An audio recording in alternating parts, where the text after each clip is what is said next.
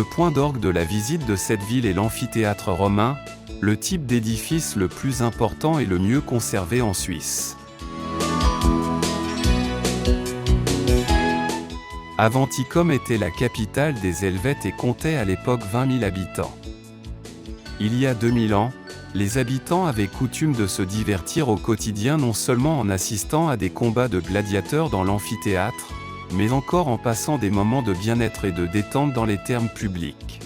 La tour de garde du XIIe siècle, qui surplombe l'amphithéâtre, abrite le musée romain. La fierté de la collection est un buste en or de l'empereur Marc Aurèle.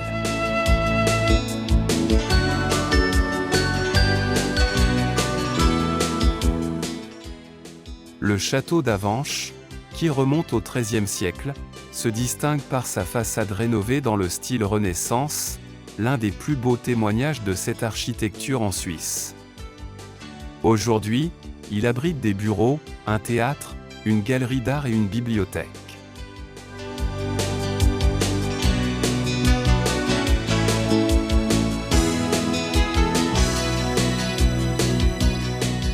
Près du château, cette pierre commémorative nous rappelle Ernest Fayloubaz.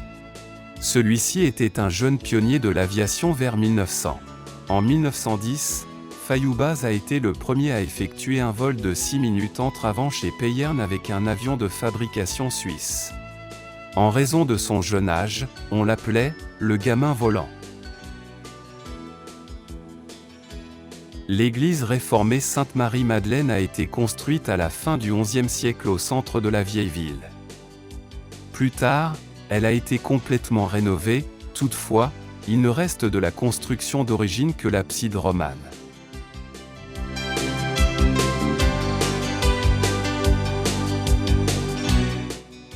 De nombreuses places, esplanades, ruelles pavées, ainsi que des lieux et des bâtiments pittoresques font le charme et la fierté de cette vieille ville.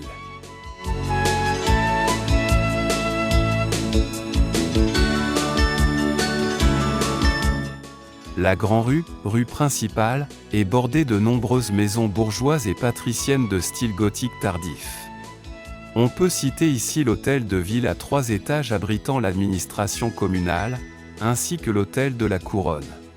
Un dernier regard sur le château et l'amphithéâtre, avant de quitter cette magnifique vieille ville médiévale.